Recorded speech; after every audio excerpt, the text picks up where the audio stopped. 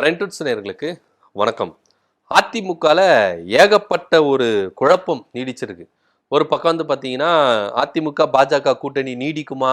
இல்ல உடைஞ்சிருமா? அப்படின்ற ஒரு ரேஞ்சில பார்க்கப்படுது. இன்னொரு பக்கம் வந்து பார்த்தீங்கன்னா, முருகன் மாநாட்டுல பெரியாரையும், அண்ணாவையும் இழிவுபடுத்திட்டாங்க. ஸோ இதுக்கு வந்து பார்த்தீங்கன்னா, அதிமுகல வந்து பார்த்தீங்கன்னா, ஏகப்பட்ட குழப்பம் நீடிக்குது. எப்படிங்க நம்ம கொள்கை தலைவர்கள வந்து இழிவுபடுத்துறாங்க, நீங்க பார்த்துக்கிட்டு சும்மா இருக்கீங்க. எந்த கேள்வியும் கேட்க மாட்றீங்க. அதிரடியான முடிவு எடுக்க மாட்றீங்க. அப்படின்னு ஒரு விஷயம். இன்னொரு பக்கம் தளவாய் சுந்தரம் ஆர்எஸ்எஸ் மீட்டிங்ல போயிட்டு என்ன பண்ணாரு, அந்த பேரணியில தொடக்க விழாவுல போயிட்டு கலந்துக்கிட்டாரு. உடனே அதிரடியான நடவடிக்கை எடுத்தீங்க. எஸ்பி வேலுமணி போயிட்டு என்ன பண்றாரு, கலந்துக்கிறாரு, பரிசளிக்கிறாரு. இத வந்து அதிமுக வந்து கண்டுக்காம இருக்கு. எடப்பாடி பழனிசாமி கண்டுக்காம இருக்கிறாரேன்னு சொல்லிட்டு ஏகப்பட்ட குடைச்சல்கள் எடப்பாடி பழனிசாமிக்கு இருந்துட்டே இருக்கு. ஸோ இது எல்லாத்தையும் சமாளிக்கிறதுக்கு எடப்பாடி பழனிசாமி ஒரு முடிவெடுக்க போறதா தகவல் வந்திருக்கு. கூடிய விரைவில். ஏன்னா அதிமுக பாஜக இந்த உறவே நீடிக்குமா அப்படின்ற ஒரு கேள்விக்குறியா இருந்தது. ஏன்னா இங்க தமிழ்நாட்டுல தேசிய ஜனநாயக கூட்டணி ஆட்சி தான் அப்படின்றத ஆணித்தளமா என்ன பண்றாங்க, பதிவு செஞ்சுட்டு வராங்க பாஜக. அண்ணாமலை அவர்கள் என்ன சொல்றாருன்னா, இங்க பாஜக ஆட்சி தான், அதுல எந்த வித மாற்று கருத்து இல்லை அப்படின்னு சொல்றாரு. சோ இதன் மத்தியில ஆடிட்டர் குருமூர்த்தி தனியார் சேனலுக்கு ஒரு பேட்டியில வந்து என்ன சொல்லியிருக்காரு, ஒரு விஷயத்த சொல்லியிருக்காரு. இங்க மாநில தலைவர் நயினார் நாகேந்திரன் தான், அதுல எந்தவித மாற்று கருத்தும் இல்லை. ஆனா இங்க கூட்டணி விவகாரம்னு வரும்பொழுது, தொகுதிகளை பிரிக்கும் பொழுது, யார் யாருக்கு என்னென்ன தொகுதி, கூட்டணி கட்சிகளை யார் யார் எந்த கட்சிகளை இணைக்கணும், எப்படி எப்படிலாம் செயல்படணும் அப்படின்ற நிர்வகிக்கிறத பின்னாடி இருந்து அண்ணாமலை தான் செயல்படுத்த போகிறார் அப்படின்ற ஒரு விஷயத்த ஆடிட்டர் குருமூர்த்தி அவர்கள் சொல்லியிருக்காரு. ஆனா உண்மையிலே வந்து பாத்தீங்கன்னா இது ஏற்கக்கூடிய ஒரு விஷயமா தான் இருக்கு. ஏன்னா மாநில தலைவர் அண்ணாமலை அவர்கள் இருந்தப்ப எல்லாத்தையும் கட்டமைச்சிட்டாருங்க. ஏன்னா பாஜக இனி வந்து பாத்தீங்கன்னா அண்ணாமலை தனியா ஒரு கட்சி ஆரம்பிச்சாலும் பாஜக இருந்து பிரிந்து போகிற கூட்டம் அவருக்கு இருக்குது அப்படின்றதுல எந்தவித மாற்று கருத்து இல்லை. அமித்ஷாவுடைய வருகை மதுரையில் இருக்கும் பொழுது அண்ணாமலை பேர் சொன்னு எந்த அளவுக்கு வந்து அந்த கூட்டம் அதிர்ந்துச்சு அப்படின்னு சொல்லிட்டு நம்ம பார்த்தோம். ஞாயிற்றுக்கிழமை நடந்த முருகர் மாநாட்டில் அண்ணாமலையுடைய வருகையின் போது எந்த அளவுக்கு வந்து பார்த்தீங்கன்னா ஆரவாரம் செஞ்சாங்க அப்படின்றதையும் நம்ம பார்த்தோம். ஸோ அண்ணாமலைக்கு தமிழ்நாட்டில் ஒரு பாஜகக்குள்ளேயே ஒரு பிரிவினர் இருக்கிறாங்க அப்படின்றது தான் நிதர்சனமான உண்மையா இருக்கு. ஸோ அப்படி இருக்கும் பொழுது பாஜக அண்ணாமலை இழக்க தயாராகவே இல்லை. ஸோ அதனால தான் அவருக்கு வந்து பார்த்தீங்கன்னா டெல்லி மேலிடத்துல அவரை வந்து அனுப்பாம ஒரு எம்பி பதவி கொடுத்தோ, இல்லை தேசிய லெவலில் அவருக்கு வந்து ஒரு போஸ்டிங்கை போட்டு தேசிய லெவலில் கூப்பிடுறதோ அவங்களுக்கு விரும்பல. தமிழ்நாடு அரசியலுக்குள்ளே என்ன பண்றாங்க, அவர் வச்சிருக்காங்க. ஏன்னா நாளை பின்ன அண்ணாமலை அவர்கள் இங்க இல்லை அப்படின்னா தன்னுடைய ஆதரவாளர்கள்லாம் பாஜகவுக்கு எதிராக, குறிப்பா நயினார் நாகேந்திரனுக்கு எதிராக எழும்பிடுவாங்க அப்படின்ற ஒரு போக்குல தான் போயிட்டு இருக்கு. ஸோ அப்படி இருக்கும்போது இங்க எல்லாத்தையும் நிர்வகிக்கிறது வந்து பார்த்தீங்கன்னா அண்ணாமலை அவர்கள் தான் அப்படின்னு சொல்லிட்டு தான் ஆடிட்டர் குருமூர்த்தி சொல்றாரு. ஆடிட்டர் குருமூர்த்தினா போற போக்கில் இதெல்லாம் சொல்லிட்டு போக மாட்டாரு. ஏன்னா அவருக்கு வந்து பார்த்தீங்கன்னா என்ன நடக்குது தமிழ்நாட்டு அரசியல்ல பாஜக தீர்மானிக்கிற விதத்துல ஒருத்தர் ஆடிட்டர் குருமூர்த்தி தான் இருக்காரு. ஏன்னா அமித்ஷா அவர்கள் டெல்லியில இருந்து வந்து ஆடிட்டர் குருமூர்த்தி வந்து தனியா ரகசிய ஆலோசனை மேற்கொள்வாரா, அவ்வளவு வேலை பிசியிலும். ஸோ அப்படி இருக்கும்போது இங்க தவிர்க்க முடியாத ஒரு சக்தியா தான் ஆடிட்டர் குருமூர்த்தி இருக்கிறாரு அப்படின்றதுல எந்தவித மாற்று கருத்து இல்லை பாஜக பொறுத்த வரைக்கும்.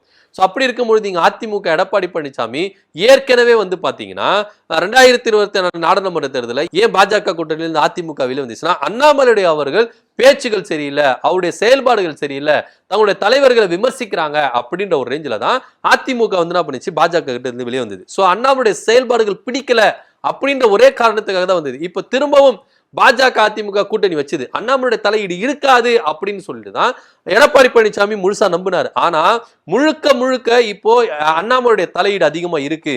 பாஜக மாநில தலைவர் நயினார் நாகேந்திரன் தான், ஆனா பின்னாடி இருந்து செயல்படுறது யாருன்னு பாத்தீங்கன்னா அண்ணாமலை அவர்கள் தான் அப்படின்றதுல எந்தவித மாற்று கருத்து இல்லை. சோ இது எல்லாத்தையும் யோசிச்சாங்க. இது மாத்திரம் இல்லாம இங்க கூட்டணி ஆட்சின்றாங்க. ஏற்கனவே நாங்க கூட்டணி வச்சதுக்கே எங்க கட்சியில இருந்து ஏகப்பட்ட எதிர்ப்பு குரல், கலக குரல் எழும்பியிருக்கு. இப்ப கூட்டணி ஆட்சின்னு வேற சொல்றீங்க. எங்க சீனியர்களே ரொம்ப அதிருப்தியில் இருக்கிறாங்க. அதனால இந்த பேச்சுகளை வந்து கொஞ்சம் அவாய்ட் பண்ணிக்கணும்னு சொல்லியும் மீண்டும் மீண்டுமா அதே பேச்சு பேசிட்டு இருக்காங்க. சோ அங்கேயும் வந்து கொஞ்சம் பாத்தீங்கன்னா அதிருப்தி இருக்கு. சோ அது மட்டும் இல்லாம இந்த முருகன் மாநாட்டில் அவங்களுடைய கொள்கை தலைவர்கள் ரொம்ப இழிவுபடுத்திருக்கீங்க. சோ அதுவும் பெரிய பூதாகரமா கிளம்பிருக்கு. இது எல்லாத்தையும் அனலைஸ்டிக் பண்ண எடப்பாடி பழனிசாமி பதிரடியான ஒரு முடிவு எடுக்க போகிறார். அதிமுக பாஜக கூட்டணியில விரிசல் ஏற்பட்டு நாங்க பாஜக கூட்டணியிலிருந்து வெளியே வந்துடுறோம். வெளியே வந்த எடப்பாடி பழனிசாமி என்ன பண்ணுவார்? தனியா நின்று தேர்தலை சந்திப்பாரா? அப்படி சந்திச்சார்னா அவருக்கு வந்து பிரகாசமான ஒரு வெற்றி வாய்ப்பு இருக்கானா? அது இல்லவே இல்லை அப்படின்றது நிதர்சனமான உண்மை. ஏன் அப்படின்னு பாத்தீங்கன்னா நாடாளுமன்ற தேர்தலில் பாஜக கூட 2வது வந்தது ஒரு சில தொகுதியில. ஆனா அதிமுக டெபாசிட் எழுந்தது ஒரு சில தொகுதியில. சென்னையிலே வந்து பாத்தீங்கன்னா டெபாசிட் எழுந்தாங்க அதிமுக. சோ அப்படி இருக்கும் பொழுது இங்க அதிமுக தனித்து நில்லுமானா நிக்காது அப்படின்றது தான் நிதர்சனம் உண்மை. சோ இதனால எடப்பாடி பழனிசாமி என்ன பிளான் போடுறாரு அப்படின்னு பாத்தீங்கன்னா, ஒரு விஷயம் நம்ம எடுத்துப்போம். அதிமுக பாஜக கூட்டணியில இருந்து வெளியே வந்துட்டா உடனே வெயிட் பண்ணிட்டு இருக்கிற யாருன்னு பாத்தீங்கன்னா தமிழக வெற்றி கழகம். உடனே கூட்டணி வச்சு அமைச்சு என்ன பண்ணுவாங்க, பேச்சுவார்த்தை நடத்துவாங்க அப்படின்றதுல எந்த வித மாற்று கருத்து இல்லை. ஆனா இந்த 2 பேரும் சேர்ந்தா மட்டும் ஒரு வெற்றியை வந்து சாத்தியமாக்க முடியுமா அப்படின்னா அதுவும் முடியாது அப்படின்றது தான் நிதர்சனம் உண்மை. சோ இந்த கூட்டணியை ஒருவேளை தமிழக வெற்றி கழகம் அதிமுக கூட்டணி வச்சிருதுன்னா இதுல இன்னும் சில பல கட்சிகளை உள்ள சேர்க்கணும் அப்படின்னு சொல்லிட்டு தான் எடப்பாடி பழனிசாமி பிளான் போட்டு இருக்காராம். சோ அதன் விஷயமா தான் அவர் எடுத்திருக்கிற ஒரே ஒரு விஷயம், திமுக கூட்டணியிலிருந்து திருமாவளவனை எப்படியாச்சும் வெளியே கொண்டு வரணும். ஏன்னா இப்போ திருமாவளவனை தவிர்த்துட்டு நீங்க தமிழக அரசியல் செய்ய முடியுமா, தேர்தலை சந்திக்க முடியுமானா எந்த ஒரு கட்சி தேர்தலை சந்திக்கவே முடியாது. ஏன்னா ஒரு தவிர்க்க முடியாத சக்தியா இருக்கிறாரு திருமாவளவன் அவர்கள். தலித்துகள் ஓட்டுகள் அவர் வந்து யார் பக்கம் கண்ணை காட்டுறாரோ அவங்களுக்கு தான் போகும் அப்படின்ற ஒரு ரேஞ்சில் தமிழக அரசியல்ல வந்து திருமாவளவன் அவர்கள் தவிர்க்க முடியாத ஒரு சக்தியா இருக்கிறார்.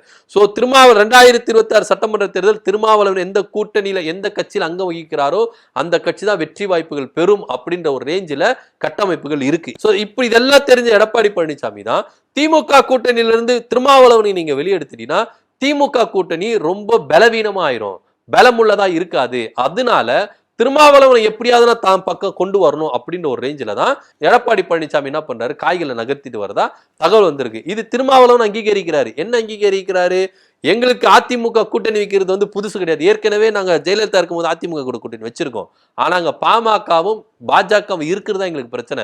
ஒருவேளை பாமக பாஜக இல்லைன்னா நாங்க கூட்டணி வைக்கிறது எங்களுக்கு பிரச்சனையே கிடையாது அப்படின்ற ஒரு ரேஞ்சில தான் அவர் பேசினார். அவர் எப்படி பேசினார்னா, எப்படி இவங்க கூட்டணியில பாஜக கூட்டணியில இருந்து வெளியே வர மாட்டாங்க அப்படின்ற பேசினார். ஆனா தமிழக அரசியல் எது வேணா எப்படி வேணாலும் மாற்றிப்படும், தேர்தல் நெருங்க என்னவெல்லாம் மாற்றப்படும். சோ இதெல்லாம் சுதாரித்து கொண்ட எடப்பாடி பழனிசாமி பாஜக கூட்டணியிலிருந்து அதிமுக வெளியே வருது. அப்படி வெளியே வரும்போது தமிழக வெற்றி கழகம், அதே போல வந்து பாத்தீங்கன்னா திருமாவளவன், அப்போ வந்து துரை வைக்கோ, இவங்க எல்லாரையும் கூட்டணி சேர்த்துட்டு நம்ம வந்து ஆட்சியா பிடிச்சிடலாம் அப்படின்ற ஒரு ரேஞ்சில தான் எடப்பாடி பழனிசாமிக்கு நிறைய சீனியர்கள் என்ன பண்ணிருக்காங்க, அட்வைஸ் பண்ணிருக்காங்க.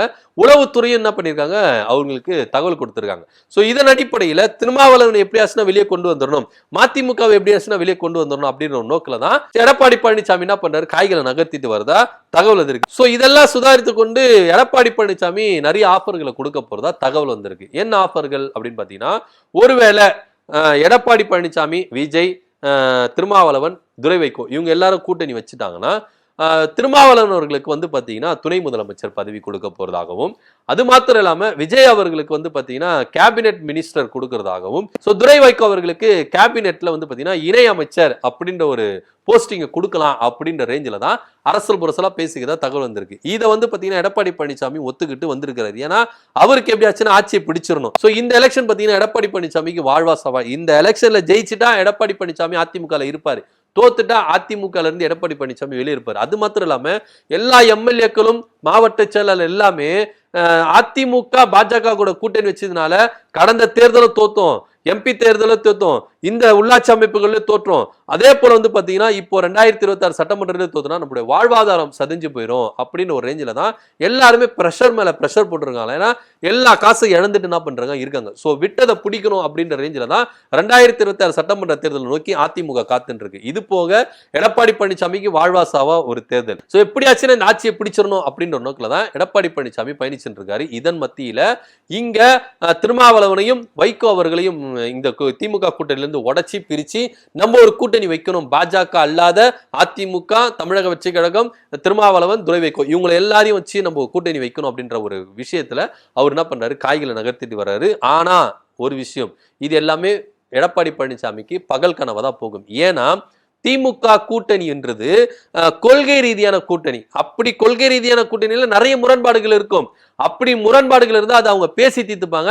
அதை எப்படி சூப்பரா கையாளணும் அப்படின்றது தமிழக முதலமைச்சர் ஸ்டாலின் அவர்களுக்கு நல்லாவே தெரியும். சோ இது எல்லாமே எடப்பாடி பழனிசாமிக்கு பகல் கனவா தான் இருக்குது. அது மாத்திரம் இல்லாம பாஜக கூட்டணியிலிருந்து அதிமுக பிரிஞ்சு போனோம்னா அது பாஜக தான் நினைக்கணும், அதிமுக நினைச்சாலும் பிரிஞ்சு வர முடியாது அப்படின்ற ஒரு ஸ்டேஜுக்கு அதிமுக போயிருச்சு. இது ஆரம்பத்திலேயே அவங்க சுதாரிச்சு என்ன பண்ணிருக்கணும், பரவாயில்ல என் சம்பந்தி ஜெயிலுக்கு போனா பரவாயில்ல, என் மகன் ஜெயிலுக்கு போனா பரவாயில்ல, முன்னாள் அமைச்சர்கள் வந்து தண்டனை அனுபவிச்சாலும் பரவாயில்ல, பரவாயில்ல, நான் அதிமுகவை பாஜக கூட சேர்க்காம கட்டமைப்பேன் அப்படின்ற ஒரு தைரியமான ஒரு புத்திசாலித்தனமான ஒரு தலைவரா எடப்பாடி பழனிசாமி இருந்திருந்தார்னா அவரை நம்பி கூட்டணி வர்றதுக்கு யாருமே தயங்க மாட்டாங்க. ஏன்னா எடப்பாடி பழனிசாமி எப்பேற்பட்ட ஒரு நம்பிக்கை துரோகி அப்படின்றத கடந்த காலகட்டத்தில் நம்ம பார்த்திருக்கோம். சோ இத மாதிரி அவர் பண்ணியிருந்தாருன்னா அது எல்லாத்தையும் மாற்றி விட்டாரு எடப்பாடி பழனிசாமி அப்படின்ற ஒரு நம்பிக்கை அவர் மேல வந்திருக்கும். ஆனா அந்த நம்பிக்கை சுத்தமா இப்ப யார் மேலே இல்ல. ஏன்னா இப்ப இவர் தேர்தலுக்காக கூட்டணி வச்சு தேர்தலை சந்திச்சு ஜெயிச்சுட்டாருன்னா நாளை பின்ன நம்மள எப்படி எட்டி உதைப்பாரு அப்படின்றது எல்லாருக்குமே தெரியும். ஏன்னா சசிகலாவுக்கு எந்த அளவுக்கு நம்பிக்கை துரோகம் பண்ணாரு, ஓபிஎஸ்க்கு எந்த அளவுக்கு நம்பிக்கை துரோகம் பண்ணாரு, டிடிவி தினகரனுக்கு எந்த அளவுக்கு நம்பிக்கை துரோகம் பண்ணாரு, தேமுதிகவுக்கு எப்படி நம்ப வச்சு ஏமாத்தினாரு அப்படின்றது எல்லாமே வந்து பாத்தீங்கன்னா தமிழக அரசியல் வட்டாரத்துல எல்லாருமே பார்த்துட்டு இருக்காங்க. சோ எடப்பாடி பழனிசாமி நம்பி விசிகாவும் மதிமுகவும் போகாது அப்படின்றது தான் நிதர்சனமான உண்மை. ஏன்னா இங்க திமுக கூட்டணியில கொள்கை ரீதின்றதுனால அது பலமுள்ளதா இருக்குது, ஸ்ட்ராங்கா இருக்குது. நீங்க எப்பேற்பட்ட ஒரு பாறாங்களை போட்டு உருட்டினாலும் அங்க வந்து பாத்தீங்கன்னா அந்த பாறாங்களை திருப்பி உங்க மேல உருட்டுவாங்களே கண்டி அங்க நசுங்கி போக மாட்டாங்க, பிரிஞ்சு போக மாட்டாங்க, உடஞ்சி போக மாட்டாங்க அப்படின்றது தான் நிதர்சனமான உண்மையா இருக்கு. எடப்பாடி பழனிசாமி இப்படியே பகல் கனவு காணட்டும் அப்படின்றத நிதர்சனம் உண்மையா இருக்கு. பாஜக கூட்டணியிலிருந்து அதிமுக விலகிறது எடப்பாடி பழனிசாமி நினைக்க கூடாது, அமித்ஷா அவர்கள் நினைக்கணும். அமித்ஷா அவர்கள் நினைச்சாதான் நீங்க கூட்டணியிலிருந்து வெளியே போக முடியும், கூட்டணியில நீங்க ஆட்சியை பிடிக்க முடியும் அப்படின்றது தான் நிதர்சனம் உண்மையா இருக்கு. பொறுத்திருந்து பார்க்கலாம் என்ன நடக்குதுன்னு. எடப்பாடி பழனிசாமி விஜய் அவர்களையும் திருமாவளவன் அவர்களையும் திரைவைக்க அவர்களை வைத்து ஒரு கூட்டணி கணக்கு போடுறாரு. அதன் மூலியமா தாம் சிஎம் ஆயிரலாம், முதலமைச்சர் ஆயிரலாம் அப்படின்ற ஒரு கனவுல என்ன பண்றாரு, பிளான் போட்டு இருக்காரு. இது நடக்குமா நடக்காதா, இதை பத்தி உள்ள கருத்து என்ன அப்படின்றத கீழே கமெண்ட் பண்ணுங்க. நன்றி, வணக்கம்.